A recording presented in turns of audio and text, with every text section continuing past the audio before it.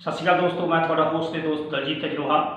अज असी जिस शख्सियत को अपने दर्शकों के रूबरू करने का उपराला कर रहे हैं वो एक बहुत ही डिफरेंट अलग तरह की शख्सियत आ, क्योंकि असी अक्सर समाज के देखते हैं भी किते ना किते लड़की को लैके फीमेल को लैके कोई ना कोई लोगों के जोड़े विचारों का आदान प्रदान होता है कि कोई काम जोड़ा बेशक दुनिया चंद तक पहुँच गई। जोड़िया लड़कियां साड़ियाँ आ हर फोर्स के प्रोटैक्शन फोर्स के बॉर्डर सिक्योरिटी के फोर्स होर अदर जो फोर्सिस काम कर रही, पर फिर भी जोड़े सारे समाज के कुछ एक अंग है वो लड़की को घरों बाहर जान देन या स्कूल के यूनीवर्सिटी के जाने तो भी ग्रेज करते हैं। पर इसे लड़ी के तहत अज जी शख्सियत की असीं जिक्र किया उस लड़ी वो एक वैटनरी डॉक्टर ने तो वैटनरी ऑफिसर ने जिन्होंने अपने इस डिपार्टमेंट के लगातार 4 जगह पर 14 साल जॉब की है तो हुण चौथी जगह उन्होंने पोस्टिंग है।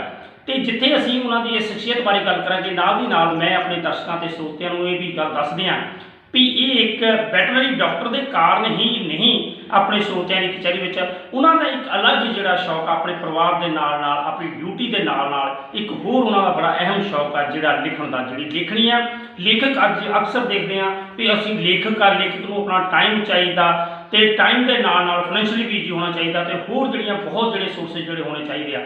डॉक्टर प्रीत राणा जोड़ा मैं अपने दर्शकों को ये भी गल दस दियाँ भी जोड़े डॉक्टर राणा प्रीत गिल जी है वो अपने ड्यूटी के नाल जी लेखनी का अपने परिवार के नाल भी अपने बच्चों का भी बहुत तरीके के नाल वधिया ढंग के नाल परिवार का पालन पोषण करते हैं।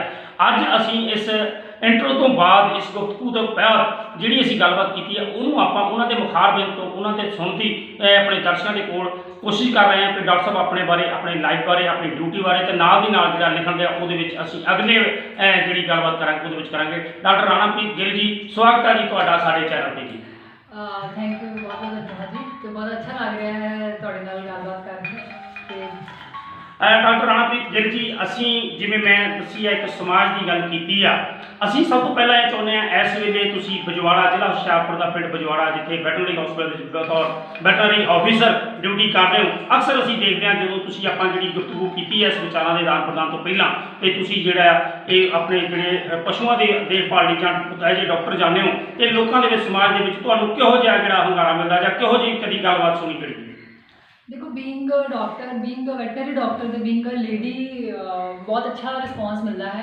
तो साढ़े महकमे के पंजाब एनिमल हसबेंडरी डिपार्टमेंट के इस वेले लड़कियों की तादाद बहुत ज़्यादा है। 2006 जो मैं ज्वाइन किया उस टाइम के डिपार्टमेंट के कुड़ियाँ बहुत घट सी डिपार्टमेंट के तो उस टाइम से जो जिस स्टेशन पर मेरी पोस्टिंग सी उस स्टेशन पर लोगों को पता ही नहीं सीगा कि कुड़ी भी वैटनरी डॉक्टर हो सकती है। पर जिवें आप गलबात पहला कर रहे थे कि पंजाब च हले भी इदां दे बहुत सारे एरिया जिथे लोगों को पता ही नहीं हैगा कि कुड़ियाँ भी एज वैटनरी डॉक्टर काम कर सकती, क्योंकि इस महकमे नूं या इस किते नूं खास करके पुरुष प्रधान समझा जाता है। पर मैनूं लगता है कि हुण जो मैं अपने आप नूं एज फीमेल वैट इंट्रोड्यूस करदी हां लोगों दे नाल तो कोई लोगों को इन्ना ज़्यादा अचंभा नहीं हुंदा। तो उन्होंने हुण लोगों दे विच काफ़ी इस चीज़ नूं लैके अवेयरनैस है कि कुड़ियाँ जिहड़ियां इस प्रोफैशन दा बहुत अहम पार्ट ने। डॉक्टर राणा प्रीत गिल जी तुसीं सानूं अपने प्रोफैशन बारे दस्सिया, क्योंकि अक्सर साडी ये कोशिश होंदी है साडी चैनल की एक कोशिश होंदी है कि आपां अपने श्रोतियां दर्शकों की कचहरी दे विच वो लोग लैके जाइए जिहड़े समाज नूं एक वखरा करने की कोशिश करते हैं, समाज दे विच एक वखरा मकाम बनाउण की कोशिश करते हैं। तुसीं अपने प्रोफैशन वैटनरी डॉक्टर के आधार पर जिहड़ा है तुसीं बनाया ते तुसीं साडे जिहड़ा है असीं तुहाडी जॉब के नाल नाल असीं चाहुंदे हां कि साडे दर्शकों नूं तुसीं जिहड़ा अपने तुहाडा परिवार जोड़ा पिछोकड़ा वो बारे भी जरूर दसो ताकि सारे दर्शक जान सकन कि जिस शख्सियत को असीं स्क्रीन पर देख रहे हैं उस जी शख्सियत का पिछोकड़ की है तो वो जोड़े किस परिवार के नाल जुड़े जी। तो बेसिकली जो मेरा पिछोकड़ है वो मालवे साइड का है। मैं फतेहगढ़ साहब साडा पिंड है जिथे मेरे फादर साहब बिलोंग करते हैं। तो पर मैं पढ़ी लिखी जी है वो दुआबे है। मेरे फादर साहब नकोदर के प्रोफैसर से कॉलेज के मदर उत्थे ही एक स्कूल के प्रिंसीपल से। तो लेटर ऑन मेरे मदर ने काफ़ी अचीव किया। इनफैक्ट असी ये चीज़ भी मेरे लिए बहुत इंस्पायरिंग रही है कि मेरे मदर एक स्कूल के टीचर से जो मैं छोटी होंगी उस बाद she went on to become a principal, फिर deputy education officer, circle education officer तो अल्टीमेटली वो डेप्टी डायरैक्टर एजुकेशन डिपार्टमेंट के रिटायर होया। सो आई थिंक मेरे मदर की जी चढ़त सी, मेरे फादर दो प्रोफैसर ही रहे हैं, ये मेरी मदर की जी हौली हौली यू नो ਇੱਕ ਸਟੈਪ ਤੋਂ ਅੱਗੇ ਇੱਕ ਸਟੈਪ ਤੇ ਮੈਂ ਹਮੇਸ਼ਾ ਦੇਖਿਆ ਕਿ ਮੇਰੇ ਫਾਦਰ ਸਾਹਿਬ ਨੂੰ ਇੰਸਪਾਇਰ ਕਰਦੇ ਰਹੇ। ਇਸ ਤੋਂ ਇਲਾਵਾ ਮੇਰੇ ਮਦਰ ਨੇ ਪੰਜਾਬ ਦਾ ਜਿਹੜਾ ਸਟੇਟ ਨੈਸ਼ਨਲ ਅਵਾਰਡ ਐਜੂਕੇਸ਼ਨ ਦਾ ਤੇ ਉਹ ਵੀ ਜਿੱਤਿਆ। ਤੇ ਆਈ ਥਿੰਕ ਇਹ ਚੀਜ਼ ਵੀ ਮੇਰੇ ਲਈ ਬਹੁਤ ਇੰਸਪਾਇਰਿੰਗ ਰਹੀ, ਆਪਣੀ ਮਦਰ ਦੀ ਜਿਹੜੀ ਉਹਨੂੰ ਕਲਾਈਮ ਕਰਦੇ ਦੇਖਣਾ on the ladder of success. So ਮੇਰੇ ਪੇਰੈਂਟਸ ਦੋਨੇ ਐਜੂਕੇਸ਼ਨ ਡਿਪਾਰਟਮੈਂਟ ਨੂੰ ਬਿਲੋਂਗ ਕਰਦੇ ਸੀ ਤੇ ਇਸ ਲਈ ਹਮੇਸ਼ਾ ਪੜ੍ਹਾਈ ਦਾ ਇੱਕ ਰੁਝਾਨ ਘਰ ਦੇ ਵਿੱਚ ਰਹਿੰਦਾ ਸੀਗਾ। ਨੋਵਲਸ ਪੰਜਾਬੀ ਦੇ, ਇੰਗਲਿਸ਼ ਦੇ ਬੁੱਕਸ ਨਾ ਬਹੁਤ ਜ਼ਿਆਦਾ ਹੁੰਦੀਆਂ ਸੀ ਘਰ ਦੇ ਵਿੱਚ ਸ਼ੁਰੂ ਤੋਂ। ਤੇ ਹਮੇਸ਼ਾ ਫਾਦਰ ਸਾਹਿਬ ਨੇ ਛੋਟੇ ਹੁੰਦੇ ਤਾਂ ਬੁੱਕਸ ਲੈ ਕੇ ਆਉਣੀ। ਉਸ ਟਾਈਮ ਤੇ 80s ਦੇ ਵਿੱਚ ਰਸ਼ੀਅਨ ਫੇਰੀ ਟੇਲਸ ਕਾਫੀ ਮੈਂ ਪੜ੍ਹੀਆਂ ਤੇ ਪੜ੍ਹਨ ਦੀ ਜਿਹੜੀ ਚੇਟਕ ਸੀ ਉਹ ਸ਼ੁਰੂ ਤੋਂ ਹੀ ਲੱਗ ਗਈ ਸੀਗੀ, ਛੋਟੇ ਹੁੰਦੇ ਤੋਂ ਹੀ। ਤੇ ਲਿਖਣਾ ਉਦੋਂ ਇੱਕ ਡਾਇਰੀ ਲਿਖੀ ਹੁੰਦੀ ਸੀ, ਇਸ ਤੋਂ ਜ਼ਿਆਦਾ ਸਕੂਲ ਮੈਗਜ਼ੀਨ ਦੇ ਵਿੱਚ ਕੰਟਰੀਬਿਊਟ ਕਰਦੀ ਸੀ, ਪਰ ਇਹ ਨਹੀਂ ਸੀ ਪਤਾ ਕਿ ਅੱਗੇ ਜਾ ਕੇ ਐਜ਼ ਅ ਰਾਈਟਰ ਤੇ ਐਜ਼ ਐਨ ਆਥਰ ਆਪਣੇ ਆਪ ਨੂੰ ਪ੍ਰੂਵ ਕਰੂੰਗੀ। बहुत ਵਧੀਆ ਡਾਕਟਰ ਰਾਮਪ੍ਰੀਤ ਗਿੱਲ ਜੀ, ਤੁਸੀਂ ਦੱਸਿਆ ਹੋਣਹਾਰ ਬਿਰਵਾਨ ਕੇ ਉਹ ਚਿਕਨੇ ਚਿਕਨੇ ਬਾਤ, ਜਿਵੇਂ ਤੁਸੀਂ ਦੱਸਿਆ ਤੁਹਾਡੇ ਮਦਰ ਫਾਦਰ ਆਪਣੇ ਜਿਹੜੇ ਸੀਗੇ ਐਜੂਕੇਸ਼ਨ ਡਿਪਾਰਟਮੈਂਟ ਦੇ ਵਿੱਚ ਸੀਗੇ, ਉਹਨਾਂ ਦੀ ਜਿਹੜੀ ਗੁੜਤੀ ਤੁਹਾਨੂੰ ਮਿਲੀ ਆ। ਤੇ ਮੈਂ ਸਮਝਦਾ ਕਿ ਅਸੀਂ ਆਪਣੇ ਦਰਸ਼ਕਾਂ ਨੂੰ ਦੱਸ ਦਈਏ ਇਹੋ ਜਿਹੇ ਪਰਿਵਾਰ ਦੇ ਵਿੱਚ ਕੁਝ ਵੀ ਅਲੱਗ ਕਰਨ ਦੀ ਜਿਹੜੀ ਸ਼ਮਤਾ ਹੈ ਉਹ ਤੁਹਾਡੇ ਵਿੱਚ ਆਪਣੇ ਆਪ ਹੀ ਸੀ, ਗੁੜਤੀ ਦੇ ਰੂਪ 'ਚ ਮਿਲੀ ਸੀਗੀ। ਚਾਹੇ ਤੁਸੀਂ ਵੈਟਰਨਰੀ ਡਾਕਟਰ ਬਣਦੇ, ਚਾਹੇ ਤੁਸੀਂ ਪਾਇਲਟ ਬਣਦੇ, ਚਾਹੇ ਫੀਮੇਲ ਦੇ ਕਿਤੇ ਵੀ ਜਾਂਦੇ ਤਾਂ ਯੂ ਆਰ ਸਕਸੈਸ ਹੋ ਜਾ ਮਿਸ਼ਨ ਜਿਹੜਾ ਤੁਹਾਡਾ ਸੀਗਾ, ਤੁਸੀਂ ਸਕਸੈਸ ਹੋ ਜਾਣਾ, ਕਿਉਂਕਿ ਤੁਹਾਡੇ ਪੇਰੈਂਟਸ ਜਿਹੜੇ ਸੀਗੇ ਉਹ ਉਹਨਾਂ ਦੀ ਇੱਕ ਲਗਨ ਸੀਗੀ, ਉਹਨਾਂ ਨੂੰ ਇੱਕ ਚਾਹਤ ਸੀਗੀ, ਉਹਨਾਂ ਦੇ ਵਿੱਚ ਪਰਿਵਾਰ ਦੇ ਵਿੱਚ ਸੀਗਾ ਕਿ ਸਾਡੇ ਬੱਚੇ ਜਿਹੜੇ ਉਹ ਕਰਨ। ਤੇ ਨਾਲ ਦੀ ਨਾਲ ਆਪਾਂ ਇਹ ਗੱਲ ਕਰੀਏ, ਇਸ ਗੁਫ਼ਤਗੂ ਨੂੰ ਅੱਗੇ ਵਧਾਉਂਦੇ ਹੋਏ ਆਪਾਂ ਜਿਵੇਂ ਤੁਸੀਂ ਗੱਲ ਕੀਤੀ ਸੀ ਲਿਖਣ ਦੀ, ਮੈਂ ਵੀ ਆਪਣੇ ਦਰਸ਼ਕਾਂ ਨੂੰ ਤੇ ਹੁਣ ਤੱਕ ਤੁਸੀਂ ਇਹ ਜਿਹੜਾ ਲਿਖਣੀ ਦਾ ਜਿਵੇਂ ਤੁਸੀਂ ਸ਼ੌਕ ਦੱਸਿਆ, ਇਹਦੇ ਵਿੱਚ ਅਸੀਂ ਸਮਝਦੇ ਹਾਂ ਵੀ ਤੁਹਾਨੂੰ ਪਰਿਵਾਰ ਦੇ ਵਿੱਚੋਂ ਪਿਆ। ਤੇ ਤੁਸੀਂ ਕਿਤਾਬ ਲਿਖੀਆਂ ਜਿਹੜੀਆਂ ਵੱਖਰੀਆਂ ਵੱਖਰੀਆਂ ਡਿਫਰੈਂਟ ਬੁੱਕਸ ਲਿਖੀਆਂ, ਤੇ ਤੁਸੀਂ ਕਿਹੜੀਆਂ ਬੁੱਕਸ ਲਿਖੀਆਂ ਔਰ ਕਿੰਨੀਆਂ ਬੁੱਕਸ ਲਿਖੀਆਂ ਔਰ ਕਿਹੜੀ ਲੈਂਗੁਏਜ 'ਚ ਲਿਖੀਆਂ? ਮੈਂ ਹਾਲੇ ਤੱਕ 3 ਬੁੱਕਸ ਲਿਖ ਚੁੱਕੀ ਹਾਂ। ਮੇਰੀ ਜਿਹੜੀ ਰਾਈਟਿੰਗ ਜਰਨੀ ਦੀ ਸ਼ੁਰੂਆਤ 2017 ਦੇ ਵਿੱਚ ਮਿਡਲਸ ਤੋਂ ਹੋਈ। ਮੈਂ ਮਿਡਲਸ ਲਿਖਣੇ ਸ਼ੁਰੂ ਕੀਤੇ। ਟ੍ਰਿਬਿਊਨ ਨਿਊਜ਼ਪੇਪਰ ਦੇ ਵਿੱਚ ਮੇਰਾ ਪਹਿਲਾ ਮਿਡਲ ਛਪਿਆ ਤੇ ਉਸ ਤੋਂ ਬਾਅਦ ਹਿੰਦੁਸਤਾਨ ਟਾਈਮਸ, ਡੇਲੀ ਪੋਸਟ 2017 ਦੇ ਵਿੱਚ ਹੀ ਮੇਰੇ ਕਾਫੀ ਜ਼ਿਆਦਾ ਮਿਡਲ ਛਪ ਗਏ। ਤੇ 2018 ਦੇ ਵਿੱਚ ਮੇਰੀ first book I those college years. ਇਹ ਕਾਈਂਡ ਆਫ ਸੈਮੀ ਆਟੋਬਾਇਓਗ੍ਰਾਫਿਕਲ ਹੈ। ਇੱਕ ਕੁੜੀ ਹੈ ਵੈਟਰਨਰੀ ਡਾਕਟਰ ਰੀਆ ਜਸਵਾਲ, ਉਹਦੀ ਕਹਾਣੀ ਹੈ ਜੋ ਉਸ ਦੀ ਲਾਈਫ ਦੇ ਦੁਆਲੇ ਘੁੰਮਦੀ ਹੈ। ਤੇ ਜਦੋਂ ਮੈਂ ਫਸਟ ਬੁੱਕ ਲਿਖਣੀ ਸੀ ਤਾਂ ਮੈਨੂੰ ਇਸ ਚੀਜ਼ ਦਾ ਆਈਡੀਆ ਨਹੀਂ ਸੀਗਾ ਕਿ ਕਰੈਕਟਰਸ ਕਿੱਥੋਂ ਲਿਆਵਾਂ, ਸਟੋਰੀ ਕਿੱਥੋਂ ਲਿਆਵਾਂ। ਤਾਂ ਉਹ ਆਪਣੇ ਹੀ ਜਿਹੜੇ ਵੈਟਰਨਰੀ ਡੇਜ਼ ਹੈ ਕੁਛ ਉਸ ਦੀ ਕਹਾਣੀ ਉਹਦੇ ਵਿੱਚ ਫਿਕਸ਼ਨ ਐਡ ਕਰਕੇ ਉਸ ਟਾਈਮ 'ਤੇ ਜਿਹੜੇ ਇੰਸੀਡੈਂਟਸ ਹੋਏ, ਉਸ ਟਾਈਮ 'ਤੇ ਕੀ ਕੁਝ ਘਟਨਾਵਾਂ ਵਾਪਰੀਆਂ, ਤੇ ਉਹਨਾਂ ਦੀ ਹੀ ਇੱਕ ਮਨਘੜਤ ਕਹਾਣੀ ਬਣਾ ਕੇ ਇਹ ਬੁੱਕ ਬਣਾਈ ਹੈ, ਜਿਹਦੀ ਪ੍ਰੋਟੈਗਨਿਸਟ ਜਿਹੜੀ ਮੇਨ ਕਰੈਕਟਰ ਉਹ ਕੁੜੀ ਹੈ ਜਿਹੜੀ ਵੈਟਰਨਰੀ ਕਰ ਰਹੀ ਹੈ। ਫਾਈਂਡਿੰਗ ਜੂਲੀਆ ਮੇਰੇ ਮਿਡਲਸ ਦੀ ਸਟੋਰੀ ਹੈ। ਮੈਂ ਕਰੀਬਨ ਹਾਲੇ ਤੱਕ ਮੇਰੇ ਅਰਾਊਂਡ 250 ਮਿਡਲਸ ਤੇ ਸ਼ਾਰਟ ਸਟੋਰੀਜ਼ 15 ਨਿਊਜ਼ਪੇਪਰਸ ਤੇ ਇੰਟਰਨੈਸ਼ਨਲ ਜਰਨਲਸ ਦੇ ਵਿੱਚ ਪਬਲਿਸ਼ ਹੋ ਗਏ। ਇੰਟਰਨੈਸ਼ਨਲ ਜਰਨਲਸ ਜਿਵੇਂ ਕੋਲੰਬੋ ਤੋਂ ਨਿਕਲਦਾ Himal, Commonwealth Writers Journal from England, Spillwords from New York. ਤੇ ਉਸ ਤੋਂ ਇਲਾਵਾ ਜਿਹੜੇ ਸਾਡੇ ਨਿਊਜ਼ਪੇਪਰਸ ਨੇ Tribune, HT, Deccan Herald, Hitavada, Women's ਏਰਾ।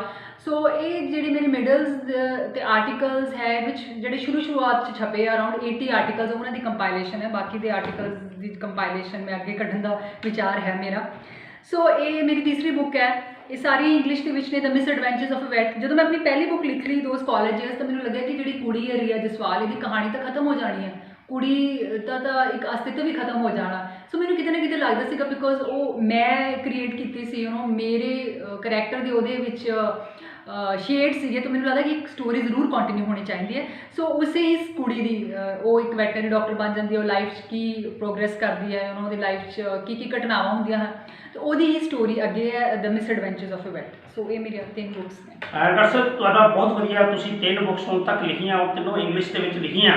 ਤੇ ਮੈਂ ਸਮਝਦਾ ਆਪਾਂ ਇਹ ਵੀ ਇੱਕ ਸਾਡਾ ਇੱਥੇ ਸਵਾਲ ਬਣਦਾ ਹੈ, ਕਿਉਂਕਿ ਅਸੀਂ ਪੰਜਾਬ ਦੇ ਰਹਿਣ ਵਾਲੇ ਹਾਂ, ਪੰਜਾਬ ਦੀ ਗੱਲ ਕਰਦੇ ਹਾਂ। ਤੁਸੀਂ ਜਿਹੜੀ ਇੱਕ ਲੈਂਗੁਏਜ ਨੈਸ਼ਨਲ ਇੰਟਰਨੈਸ਼ਨਲ ਜਿਹੜਾ ਸਾਊਥ ਦੇ ਵਿੱਚ ਗਈਆਂ, ਤੁਹਾਡੀ ਪਬਲਿਸ਼ ਵੀ ਹੋਈ ਸਾਰੇ ਪਾਸੇ, ਜਿਹੜੀਆਂ ਹਿੰਦੁਸਤਾਨ ਦੇ ਵਿੱਚ ਵੀ ਇਵਨ ਡਿਫਰੈਂਟ ਜਿਹੜੀਆਂ ਸਟੇਟਸ ਹੈ ਜਾਂ ਅਦਰ ਮਤਲਬ ਕੰਟਰੀਜ਼ ਉਹਦੇ ਵਿੱਚ ਵੀ ਇਹ ਜਾਂਦੀਆਂ ਜਾਂ ਗਈਆਂ, ਜਾਂ ਤੁਹਾਡੇ ਪਬਲਿਸ਼ਰ ਨੇ ਜਾਂ ਜਿਹੜੀ ਤੁਹਾਡੀ ਅਪਰੋਚ ਹੁੰਦੀ ਆ। ਪਰ ਫਿਰ ਵੀ ਤੁਹਾਡੇ ਕਿਤੇ ਜਿਹਨ 'ਚ ਇਹ ਨਹੀਂ ਆਉਂਦਾ ਵੀ ਅਸੀਂ ਇਹਨਾਂ ਨੂੰ ਪੰਜਾਬੀ ਦੇ ਵਿੱਚ ਜਾਂ ਹਿੰਦੀ ਦੇ ਵਿੱਚ ਟ੍ਰਾਂਸਲੇਟ ਕਰਨ ਦੀ ਕੋਸ਼ਿਸ਼ ਕਰੀਏ ਜਾਂ ਟ੍ਰਾਂਸਲੇਟ ਕਰਵਾਈਏ। ਦੇਖੋ ਪੰਜਾਬੀ ਦੇ ਵਿੱਚ ਮੈਂ ਲਿਖਦੀ ਰਹੀ ਹਾਂ। ਸਾਡਾ ਡਿਪਾਰਟਮੈਂਟ ਦਾ ਪਸ਼ੂ ਪਾਲਣ ਵਿਭਾਗ ਦਾ ਮੈਗਜ਼ੀਨ ਹੈ ਪਸ਼ੂਧਨ ਪੰਜਾਬ, ਉਹਦੇ ਵਿੱਚ ਮੇਰੇ ਪੰਜਾਬੀ 'ਚ ਆਰਟੀਕਲਸ ਵੀ ਛਪਦੇ ਰਹੇ ਆ। ਅਤੇ ਡੈਫੀਨੇਟਲੀ ਜੇ ਇਹ ਕਿਸੇ ਹੋਰ ਲੈਂਗੁਏਜ, ਪੰਜਾਬੀ 'ਚ ਜਾਂ ਹਿੰਦੀ 'ਚ ਹੋਰ ਲੈਂਗੁਏਜ 'ਚ ਟ੍ਰਾਂਸਲੇਟ ਹੁੰਦੀ ਤਾਂ ਮੈਨੂੰ ਲੱਗਦਾ ਕਿ ਇੱਕ ਬੁੱਕ ਨੂੰ ਇੱਕ ਵਾਈਡਰ ਸਕੋਪ ਮਿਲਦਾ ਹੈ, ਉਹਨੂੰ ਨਵੇਂ ਪਾਠਕ ਮਿਲਦੇ ਹਨ। ਪਰ ਕਿਤੇ ਨਾ ਕਿਤੇ ਮੈਨੂੰ ਲੱਗਦਾ ਹੈ ਕਿ ਗੱਲ ਇਹ ਪਬਲਿਸ਼ਰਸ ਜਿਹੜੇ ਹੈਗੇ ਉਹਨਾਂ ਦੀ ਸਹਿਮਤੀ ਤੋਂ ਬਿਨਾਂ ਨਹੀਂ ਹੋ ਸਕਦੀ। ਪਰ ਡੈਫੀਨੇਟਲੀ ਇਨ ਫਿਊਚਰ ਜੇ ਮੌਕਾ ਮਿਲੇ ਤਾਂ ਮੈਂ ਜ਼ਰੂਰ ਚਾਹੂੰਗੀ ਕਿ ਮੇਰੀਆਂ ਬੁੱਕਸ ਪੰਜਾਬੀ ਦੇ ਵਿੱਚ, ਹਿੰਦੀ 'ਚ ਜਾਂ ਹੋਰ ਇੰਡੀਅਨ ਲੈਂਗੁਏਜਸ ਦੇ ਵਿੱਚ ਟ੍ਰਾਂਸਲੇਟ ਹੋਣ।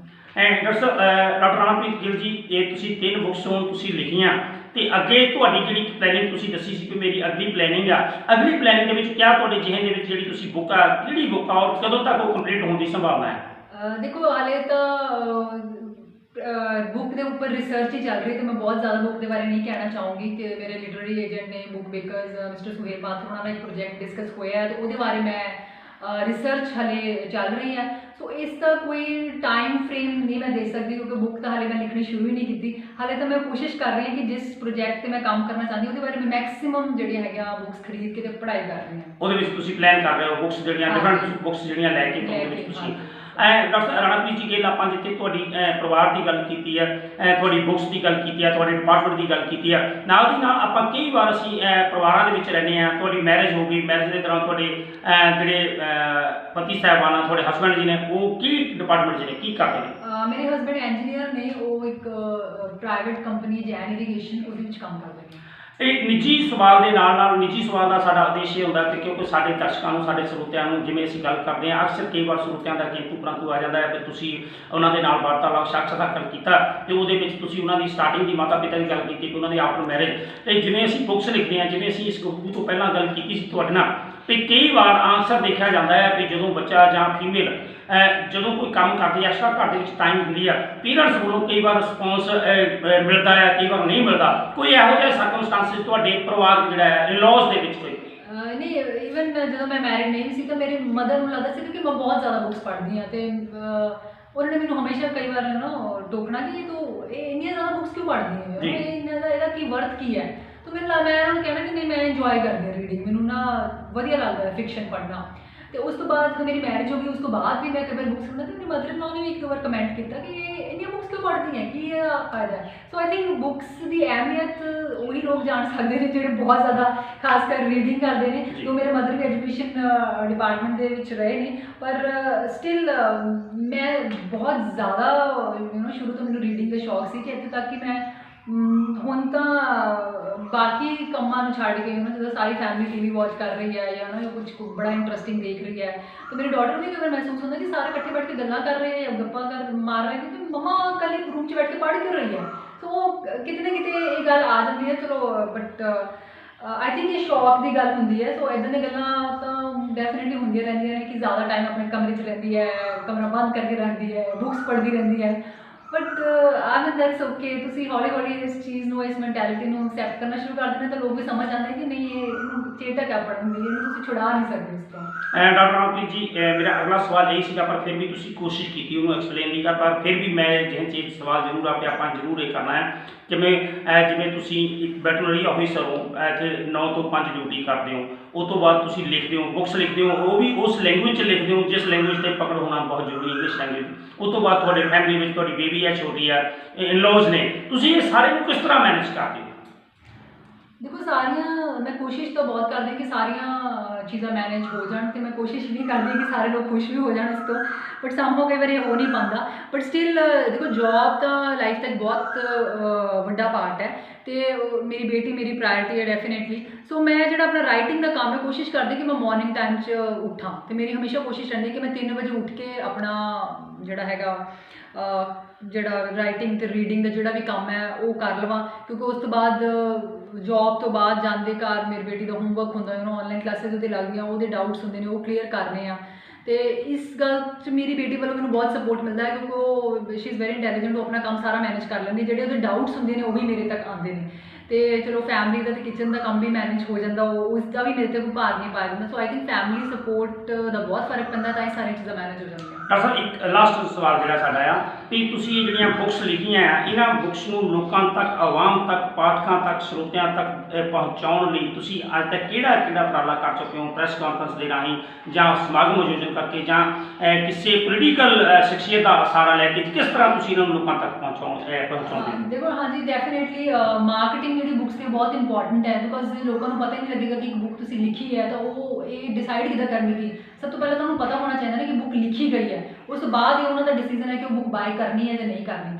ਸੋ ਮੇਰਾ ਬਿਕੋਜ਼ ਮੈਂ ਮਿਡਲਸ ਲਿਖਦੀ ਰਹੀ ਹਾਂ, ਮੇਰੇ ਉਸ ਦੇ ਕਾਰਨ ਮੈਨੂੰ ਨਿਊਜ਼ਪੇਪਰਸ ਦੇ ਵਿੱਚ ਕਾਫੀ ਕਵਰੇਜ ਜਿਹਨਾਂ ਅਖਬਾਰਾਂ ਲਈ ਮੈਂ ਲਿਖਿਆ, Tribune, Hindustan Times, thanks to the editors ਕਿ ਮੈਨੂੰ ਉਹਨਾਂ ਅਖਬਾਰਾਂ ਦੇ ਵਿੱਚ ਜਦੋਂ ਵੀ ਮੈਂ ਕੋਈ ਨਾ ਕੋਈ ਸਮਾਗਮ ਕੀਤਾ, ਮੈਂ ਜਿੱਥੇ ਤੱਕ ਮੇਰੀ ਪੰਜਾਬ ਦੇ ਵਿੱਚ ਰੀਚ ਸੀ, ਜਲੰਧਰ, ਅੰਮ੍ਰਿਤਸਰ, ਲੁਧਿਆਣਾ, ਇਹਨਾਂ ਸ਼ਹਿਰਾਂ ਦੇ ਵਿੱਚ ਮੈਂ ਬੁੱਕਸ ਦੇ ਫੰਕਸ਼ਨਸ ਕੀਤੇ। ਫਿਰ ਉੱਥੋਂ ਦੀ ਪ੍ਰੈਸ ਨਾਲ ਕੰਟੈਕਟ ਕੀਤਾ ਤੇ ਉਸ ਜਿਹਨਾਂ ਅਖਬਾਰਾਂ 'ਚ ਮੈਂ ਲਿਖਦੀ ਰਹੀ ਹਾਂ, ਤੇ ਉਸ ਤੋਂ ਇਲਾਵਾ ਵੀ ਜਿਹੜੇ ਵਰਨੈਕੂਲਰ ਪੇਪਰ ਸੀ ਹਿੰਦੀ ਪੰਜਾਬੀ ਦੇ, ਉਹਨਾਂ ਦੇ ਵਿੱਚ ਵੀ ਮੈਨੂੰ ਕਵਰੇਜ ਮਿਲੀ। ਸੋ ਆਈ ਥਿੰਕ ਨਿਊਜ਼ਪੇਪਰਸ, ਬਿਕੋਜ਼ ਬਹੁਤ ਸਾਰੇ ਲੋਕ ਨਿਊਜ਼ਪੇਪਰਸ ਨਾਲ ਜੁੜੇ ਹੁੰਦੇ, ਨਿਊਜ਼ਪੇਪਰਸ ਪੜ੍ਹਦੇ ਆ ਰੋਜ਼। ਸੋ ਬੁੱਕ ਨਿਊਜ਼ਪੇਪਰਸ ਵਿੱਚ ਕਵਰੇਜ ਆਉਣ ਨਾਲ ਵੀ ਬਹੁਤ ਜਿਹੜਾ ਤੁਹਾਡਾ ਏਰੀਆ ਕਵਰ ਹੋ ਜਾਂਦਾ। ਤੇ ਇਸ ਤੋਂ ਇਲਾਵਾ ਸੋਸ਼ਲ ਮੀਡੀਆ 'ਤੇ ਮੇਰੇ ਨਾਲ ਬਹੁਤ ਸਾਰੇ ਲੋਕ ਕਨੈਕਟਡ ਹੈ, ਜਿਹੜੇ ਲੋਕ ਮੇਰੇ ਮਿਡਲਸ ਪੜ੍ਹਦੇ ਰਹੇ, ਉਹਨਾਂ ਨੇ ਮੇਰੀ ਬੁੱਕਸ ਖਰੀਦੀਆਂ ਤਾਂ ਮੈਨੂੰ ਐਪਰੀਸ਼ੀਏਟ ਵੀ ਕੀਤਾ। ਸੋ ਇੱਕ ਦੂਸਰਾ ਜ਼ਰੀਆ ਸੀਗਾ ਕਿ ਸੋਸ਼ਲ ਮੀਡੀਆ ਦੇ ਉੱਪਰ ਮੈਂ ਐਕਟਿਵ ਹਾਂ, ਤਾਂ ਉੱਥੇ ਮੈਂ ਆਪਣੀ ਬੁੱਕਸ ਨੂੰ ਪ੍ਰਮੋਟ ਕਰਦੀ ਰਹਿੰਦੀ ਹਾਂ। ਡਾਕਟਰ ਸਾਹਿਬ, ਆਪਾਂ ਡਾਕਟਰ ਰਾਣਾਪ੍ਰੀਤ ਗਿੱਲ ਜੀ, ਅਸੀਂ ਗੱਲ ਕਰਦੇ ਸੀ, ਤੁਹਾਡੇ ਨਾਲ ਵਾਰਤਾਲਾਪ ਕੀਤਾ, ਸਾਖਾਤ ਕੀਤਾ ਤੁਹਾਡੇ। ਅਸੀਂ ਕੋਈ ਇਹੋ ਜਿਹੀ ਗੱਲ ਜਿਹੜੀ ਅਸੀਂ ਤੁਹਾਤੋਂ ਪੁੱਛਣਾ ਰਹਿ ਗਏ ਤੇ ਤੁਸੀਂ ਉਹ ਗੱਲ ਸਾਡੇ ਦਰਸ਼ਕਾਂ ਨਾਲ, ਸਰੋਤਿਆਂ ਨਾਲ ਸਾਂਝੀ ਕਰਦੇ ਚਾਹੁੰਦੇ ਹੋ, ਤੇ ਉਹ ਜ਼ਰੂਰ ਤੁਸੀਂ ਜਿਹੜੀ ਸਾਡੇ ਸਰੋਤਿਆਂ ਨਾਲ। ਮੈਨੂੰ ਹਮੇਸ਼ਾ ਪੁੱਛਿਆ ਜਾਂਦਾ ਹੈ ਅਬਾਊਟ ਵੂਮਨ ਇੰਪਾਵਰਮੈਂਟ, ਤੇ ਤੁਸੀਂ ਕੁੜੀਆਂ ਨੂੰ ਕੀ ਮੈਸੇਜ ਦੇਣਾ ਚਾਹੋਗੇ। ਤੁਸੀਂ ਉਹ ਪੁੱਛਿਆ ਨਹੀਂ, ਚਲੋ ਮੈਂ ਉਹ ਕਹਿ ਦਿੰਦੀ ਹਾਂ। ਸੋ ਮੈਨੂੰ ਇਹ ਲੱਗਦਾ ਕਿ ਡੈਫੀਨੇਟਲੀ ਘਰ ਦਾ ਸਪੋਰਟ ਸੀਗਾ, ਹਮੇਸ਼ਾ ਫੈਮਿਲੀ ਨੇ ਸਪੋਰਟ ਕੀਤਾ। ਬਟ ਸਮਹਾਉ ਮੈਨੂੰ ਲੱਗਦਾ ਕਿ ਜੇ ਤੁਸੀਂ ਲਾਈਫ ਦੇ ਵਿੱਚ ਕੁਝ ਕਰਨਾ ਹੈ ਤਾਂ ਇੰਟਰਨਲ ਡਿਟਰਮੀਨੇਸ਼ਨ, ਮੈਂ ਨਾ 4 Ds ਉਹਨਾਂ ਨੂੰ ਕਹਿੰਦੀ ਹਾਂ, ਤੇ ਮੈਂ ਹਮੇਸ਼ਾ ਇਹ ਚੀਜ਼ ਮੈਮੋਰਾਈਜ਼ ਕਰਦੀ ਰਹਿੰਦੀ ਹਾਂ। Determination, devotion, dedication, discipline. ਤੇ ਮੈਨੂੰ ਲੱਗਦਾ ਕਿ ਜੇ ਤੁਸੀਂ ਲਾਈਫ 'ਚ ਕੁਝ ਅਚੀਵ ਕਰਨਾ ਤਾਂ ਇਹ ਚਾਰੇ ਚੀਜ਼ਾਂ ਹੋਣੀਆਂ ਤੁਹਾਡੇ 'ਚ ਬਹੁਤ ਜ਼ਰੂਰੀ ਹੈ। ਤੇ ਇਨਫੈਕਟ ਜੇ ਤੁਹਾਡੇ 'ਚ ਨਹੀਂ ਵੀ ਹੈ ਤਾਂ ਤੁਸੀਂ ਇਨਕਲਕੇਟ ਕਰ ਸਕਦੇ ਹੋ, ਤੁਸੀਂ ਆਪਣੇ ਆਪ 'ਚ ਕਰ ਸਕਦੇ ਹੋ। ਸੋ ਮੇਰਾ ਆਪਣੇ ਆਪ ਨੂੰ ਕਈ ਦਿਨ ਇੱਦਾਂ ਦੇ ਹੁੰਦੇ ਜਿਸ ਦਿਨ ਉਹਨਾਂ ਆਊਟਪੁੱਟ ਲੱਗਦਾ ਕਿ ਨਹੀਂ ਹੈਗਾ ਜਿੰਨਾ ਜੋ ਤੁਸੀਂ ਚਾਹੁੰਦੇ ਸੀ। ਜੇ ਮੈਂ ਸੋਚਦੀ ਹਾਂ ਕਿ ਮੈਂ 100 ਪੇਜਸ ਪੜ੍ਹਨੇ ਸੀ ਤਾਂ 100 ਨਹੀਂ ਪੜ੍ਹੇ ਗਏ, ਥੋੜ੍ਹੇ ਘੱਟ ਪੜ੍ਹੇ ਗਏ। ਸੋ ਆਪਣੇ ਆਪ ਨੂੰ ਮੋਟੀਵੇਟ ਕਰਨ ਲਈ ਮੈਂ ਕੌਨਸਟੈਂਟਲੀ ਆਪਣੇ ਆਪ ਨੂੰ ਕਹਿੰਦੀ ਰਹਿੰਦੀ ਕਿ ਨਹੀਂ, ਮੈਂ ਇਹ ਚੀਜ਼ ਕਰਨੀ ਹੈ, I have to do this. So ਮੈਨੂੰ ਲੱਗਦਾ ਕਿ ਲਾਈਫ 'ਚ ਕੁਝ ਵੀ ਅਚੀਵ ਕਰਨ ਲਈ ਤੁਹਾਨੂੰ ਸਭ ਤੋਂ ਪਹਿਲਾਂ ਮਿਹਨਤ ਕਰਨੀ ਬਹੁਤ ਜ਼ਰੂਰੀ ਹੈ, ਉਸ ਪਰ ਡਿਸਿਪਲਿਨ ਹੋਣਾ ਬਹੁਤ ਜ਼ਰੂਰੀ ਹੈ। ਜਿਹੜਾ ਤੁਸੀਂ ਏਮ ਰੱਖਿਆ ਉਹਦੇ 'ਚ ਕੌਨਸਟੈਂਟਲੀ ਤੁਸੀਂ ਵਰਕ ਕਰੀ ਜਾਓ। ਈਵਨ ਜੇ ਤੁਸੀਂ ਛੋਟੇ ਛੋਟੇ ਸਟੈਪਸ ਵੀ ਲੈ ਰਹੇ ਹੋ ਤਾਂ keep on moving in the positive direction. ਜੋ ਅੱਜ ਕੱਲ੍ਹ ਦਾ ਜਿਹੜਾ ਟਾਈਮ ਹੈ ਕਰੋਨਾ ਕਰਕੇ ਲੋਕਾਂ ਦੀ ਲਾਈਫ 'ਚ ਇੱਕ ਤਰ੍ਹਾਂ ਦੀ ਨੈਗੇਟਿਵਿਟੀ ਜੀ ਆ ਗਈ ਹੈ, ਬਿਕੋਜ਼ ਲਾਈਫ ਕਿਤੇ ਜ਼ਿਆਦਾ ਖੜੀ ਜੀ ਹੋ ਗਈ ਹੈ।